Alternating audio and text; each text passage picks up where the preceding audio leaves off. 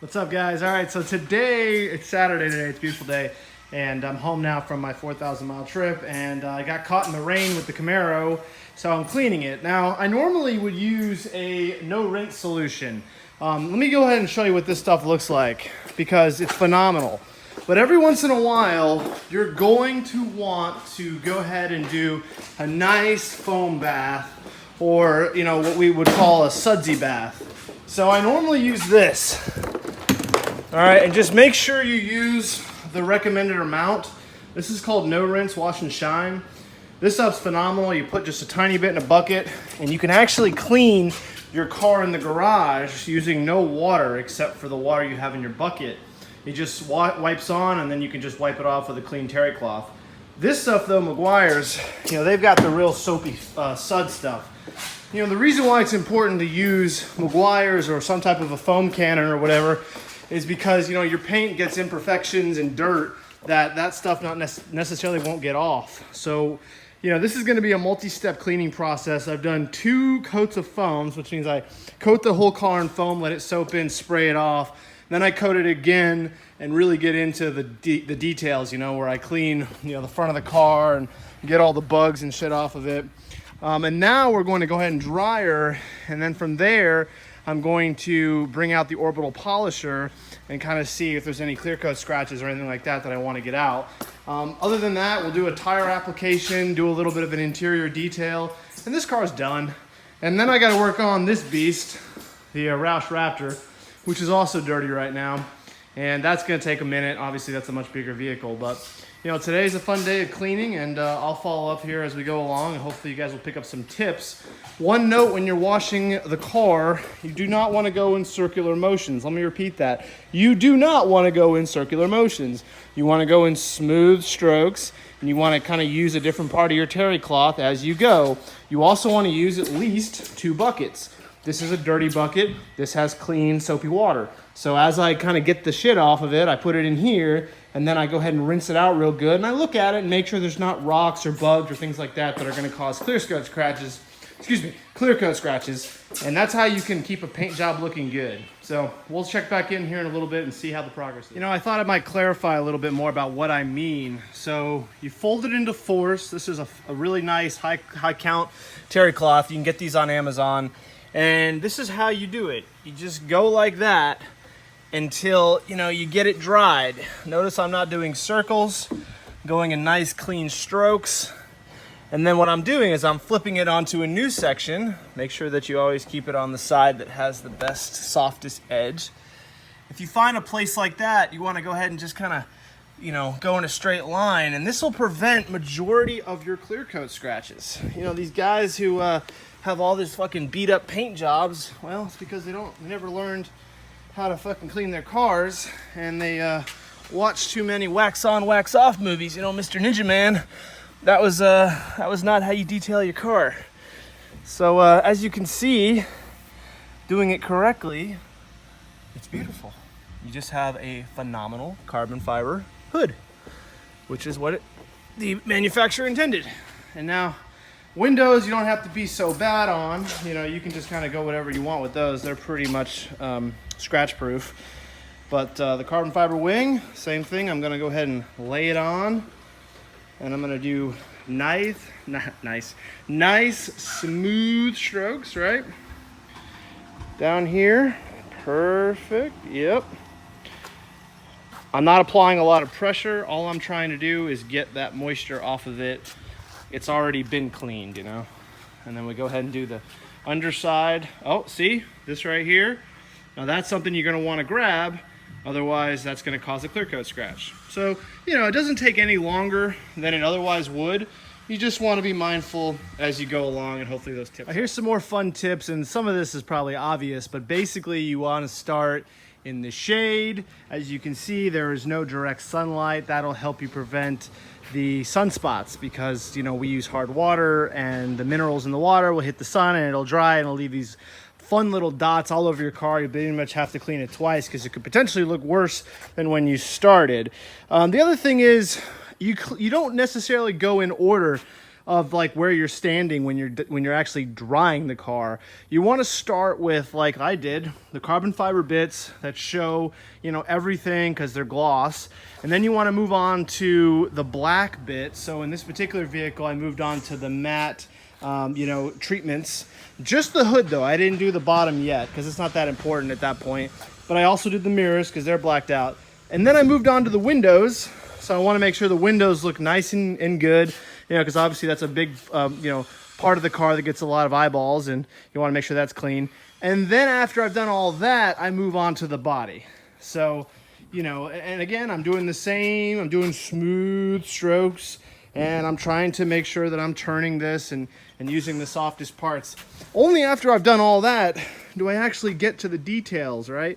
Where I'm standing here on my knees and I'm, you know, really getting the bugs off and all that shit. Because that's how I'm gonna prevent the sunspots.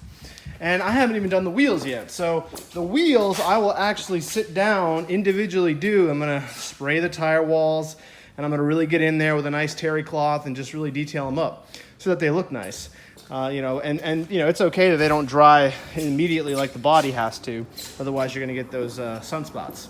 So there you go, guys. Hope that's helpful. Again, always do it in the shade. Everything else you can kind of make up as you go with your particular vehicle. But I'd follow that pattern, you know, where you work on the spots and the parts of the car that are ultimately gonna, you know, potentially show more, you know, sun damage from the water and whatnot. So there you go. While I'm talking about the engine real quick, I just wanted to point out that I've gone ahead and cleaned it now, but this supercharger, it's the real deal right here, the LT4. This thing is metal. Nice and hard, right? So I think this is an Eaton supercharger in this bad boy. Sits real low to the ground. You can see the center of gravity on this car. I mean, it's pretty much the height of the tire. So it really makes this car hunker down, especially with all the aero. But it's just a phenomenal engine. I mean, look at that thing.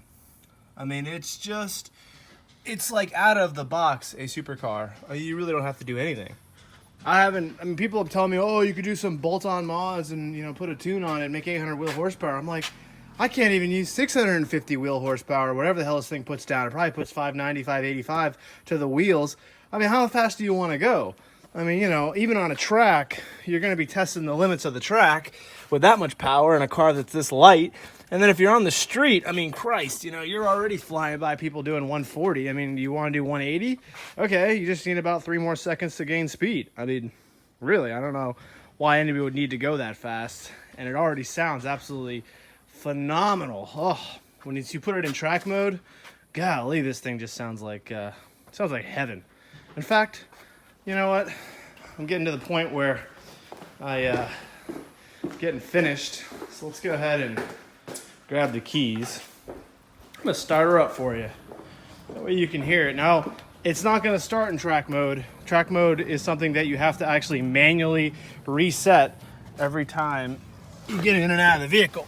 But, so, you know, it's a manual 6-speed, so you're gonna have to put your foot on the clutch and you're gonna push this down.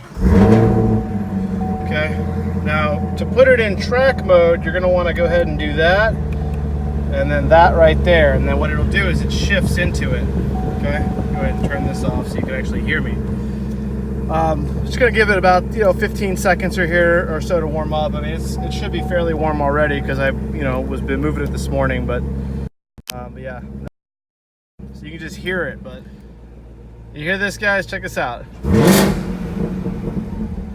I mean, I don't know what else to tell you. Like, why would anybody want to put a more custom exhaust than that? I mean, this thing sounds absolutely phenomenal. It's loud, it's throaty, it just sounds incredible. And when you're flying down the road, I mean, listen to this thing, even just letting it just idle. Listen to that. Yes, please. So yes, I am a massive fan of the LT4. My wife just texted me, don't wake up the kids. There she is. In all her glory. Nothing like taking dinosaur bones and turning them into carbon dioxide, right? All right, let's shut her off. I don't need to burn any more fuel than necessary. And Okay, so now I'm gonna do the interior of the car. I've got some leather conditioner I'm gonna apply to the seats and go ahead and vacuum the car. And I think we're gonna be done. I actually am not gonna do the orbital polisher today, mostly because it's like almost 100 degrees out here and I'm getting tired.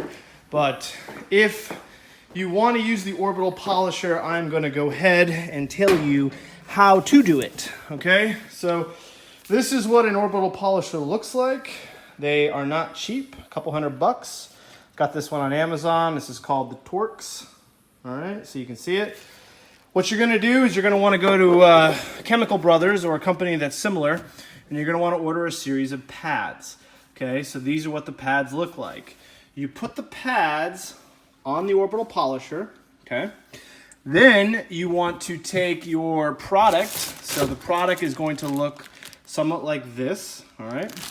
Now here's some fun little tricks I'm gonna let you guys know. So you get your product out, give me a minute here, okay? And you want to apply 5 dots. So you wanna go 1, 2, 3, 4, and then 1 in the middle. You don't just wanna just slather it on, right? So 1, 2, 3, 4, 5 dots, okay? Then you're gonna want to take some clay lube, okay? This is called clay lube. And I just usually would spray 1 squirt, maybe 2, right onto the actual applicator pad, just to give it a little bit of lubrication, okay? When you're ready to actually orbital polish the vehicle, you're gonna wanna do it in sections. And before you even start with the orbital polisher, you wanna just go ahead and go like this. So you wanna apply your 5 dots, okay, to the vehicle. And then you're gonna wanna start with it on 1, okay? And it's the same concept as when you're cleaning the car. So you go back, right? And then you go back again. And you don't have to apply a lot of pressure, you know? You gotta use your best judgment, but lighter is typically better, especially on a brand new car like this. You know, if it's a really bad paint job, obviously you're gonna need pads that are even more heavier than this. So this is considered a medium cutting pad. So it'll take out most clear coat scratches, you know, most blemishes, bad bugs, things like that. But you're gonna wanna go back and forth in sections, okay, with it on 1. Then you're gonna wanna go ahead and do it on 6. And you're gonna wanna go nice and slow until you get all the way where the actual compound turns into kind of a darker grayish color, okay? And your compound also might turn into a lighter gray color, it just depends. I've used both.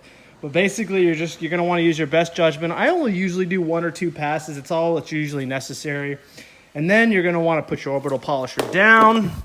You're gonna wanna get a brand new terry cloth, and you're just gonna wanna wipe it down using the same philosophy that I told you earlier. Nice smooth strokes, flipping your cloth a lot, make sure you're using a nice clean one. It's a lot of work. That's why car detailers make $200, $300, you know, to clean a car. It's a manual process. It's back-breaking. You got to do, like this whole panel right here, I would do in 1 section. I would do this whole thing in 1 section. I would do this in 1 section. I would do this in 1 section. So you're looking at about 15, 20 minutes, maybe more, and that's if you're cooking, just to do the whole side of the car. And then you got 1 section here, 1 section here, etc., right? So it takes a lot of time. But I'll tell you what, if you really want to polish a car up, you got to get one of these. It is phenomenal. Between this and the no rinse solution that I showed you guys at the beginning of the video, I rarely have to like really do a foam bath on my car like I did today. I only did today because I got caught in the rain and there's a lot of construction around my neighborhood, and I realized quite quickly that I'm gonna have, you know, I've got a lot of dirt and grime that's now into the paint, so that, you know, it made sense. All right, well, I hope this video was helpful. I'm gonna go ahead and start on the Raptor here. This is my daily. I absolutely love this truck. It's just an absolute hoot to drive. But this thing's looking phenomenal. You know, I already looked. There's no clear cut scratches. I'm just gonna finish up on the interior, but I hope that was helpful. You know, I love this car. I love cleaning it. I love riding in it. I love the way it looks. I love the compliments. You know, it's American made. People appreciate it and gets a ton of attention. Not as much as the Dodge Viper that I had, but more than the Aston Martin, I gotta say, more than the Vantage and a few of the other exotic cars that I had. So, all right, guys, talk to you later. you know, if you have any comments, questions, please go ahead and let me know. You know, I've been cleaning cars for 12 years. I've learned a few things, made a ton of mistakes. I've got all the products. I mean, I could show you more products, but basically what I've got left to do on this vehicle is I'm going to go ahead and apply Rain-X to the windshield. I've got the Chemical Guys leather conditioner I'm going to apply. Now, you got to be really careful with this particular car because it does have that suede inner lining seat, which makes it comfortable, but you don't want to get the leather conditioner on that. And then I've got a ton of other products and whatnot that, you know, I tend to apply, but they're in different buckets. If you do want one more product that is smart before you actually go ahead and do the orbital polisher, now I don't have to worry about it on this vehicle because the paint is extremely clean, but this right here is called a clay bar, and it is exactly what it sounds like. It is a piece of clay. I know when I first researched this, I thought that was crazy. It's going to scratch the paint, but it really doesn't. Between this and the clay lube, you're just going to have to go, you know, lightly. And what you're doing is you're going to get the top layer of the paint, kind of any imperfections. Then you're going to use your terry cloth, and then you're going to orbital polish it. So this is that one extra step. If, you know, like for example, this thing right here, if I was going to orbital polish with this thing, you know, I'd probably want to go ahead and use this clay bar. Like for example, I don't know if you can even see this, but like little things like that, you know, I'll be able to get them off on the wash, but there's still going to be something here that's actually in the paint now. So in order to get that off, the orbital polisher will, but this is also a nice first step, okay? So hope that's helpful. Other than that, I mean, yeah, that's everything I've told you is more or less what the pros do. The only thing they're going to do beyond that is they're going to use ceramic coatings. So they're going to use the orbital polishers, and they're going to apply special coatings that are going to bead moisture, protect the car. And then even beyond that, these guys are now applying, you know, wraps. So they're actually going to wrap the whole front car. Now you can see I have not wrapped my car mostly because I'm a little bit cheap, and there's a nice little rock chip that I would have prevented. And there's another rock chip that I would have prevented. So, you know, in the end of the day, when I go to return this vehicle or sell it, what I'm going to do is I'm going to, you know, put some paint, you know, in it and fill those cracks up. And it's still going to look pretty much brand new. But I am a fan, honestly, of, you know, having your car wrapped. But yeah, hope this video was helpful. Beyond that, I mean, that's pretty much all the tips that I can think about. Make sure you always check your tire pressure. You know, these are Michelin tires. If you don't check your tire pressures, I will check my tire pressures on this clean, just as a kind of a thing that I do. You know, make sure that they're good. Now, actually, come to think of it, I just turned the car on and I saw the tire pressures were fine, so I don't actually need to, because this car has a tire pressure monitor, which is phenomenal. Most of my cars I've had before this haven't had that. So normally I would add that step to this cleaning. So after I'm done detailing the car, I would take my gun, you know, my tire measuring gun, and I'd check it. But that's that. Now we got to clean up, and then we got to start on this bad boy. Hope that was helpful, guys. Look forward to hearing your comments and likes and thoughts, and you guys have a good day. If you want more content like this, come and subscribe to my channel. It's just a channel I love. It's a passion project. I make no money from it, just for fun, just to help you guys learn what I've learned over the years. All right, talk to you later. Call this a little bonus video. So, God, I'm fucking tired. 4 hours in here, and not on the Raptor, but total. But yeah, in order to clean this truck, you have to stand on a ladder to get the big old moonroof. So, you know, that's a definition of a first world problem, I'd say. You know, when you want to detail your Roush Raptor pickup truck, you have to get on the ladder, because otherwise you can't reach, because this thing is so damn big. But it looks good clean. It is a good looking truck. And look how big that thing is, though. It's damn near as tall as a, you know, 9-foot ladder. Huh. Almost done. Still got to do the wheels and the interior, but I've done 2 coats on the outside, and I usually would do some orbital polishing because this thing spits up stones like crazy, but I was able to get most of them off today, and I did some orbital polishing on this thing last time, so. But yeah, you gotta climb back up so that way you can get to the top here. Otherwise, you cannot reach. I suppose I could stand on the side sills, but I'm a pretty big guy and those things don't like my weight too much, so I tend to just do this. It's not necessarily the best way, I suppose. I probably could figure out something better, but it's stable and secure and beats standing on some chair or something. And to be honest with you, I can't even get my damn back cover without standing on the ladder. How sad is that? See, I can't even get this. So here's that for some bonus, and I still got to get the windshield here. So there you go. You need a 9-foot ladder to clean your Roush Raptor. If that doesn't qualify as first world problems, I don't know what does. What's up, Instagram? So it's Adam here. Finally had a chance to clean the Roush Raptor. You know, I've been away for a 2,000-mile motorcycle trip. I just got back. I haven't really posted much about this thing. This is my daily driver. You know, I really like it. It's got tons of power, sits up real high, rides nice, got every creature comfort. The ladder's here because you literally need it to clean the roof. I can't get up that tall, even though I'm 6 feet tall. So I gotta finish off the interior here, but this thing has been, it's been sweet, not gonna lie.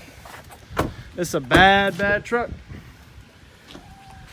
Oh yeah. It's got a lot of upgrades on it. It's got the Lex front and rear bumpers. They're fully metal. It's got a light bar at the bottom. It's got the upgraded, gosh, I'm so tired from cleaning this thing. I can't even remember what they're called. Hope y'all enjoy it.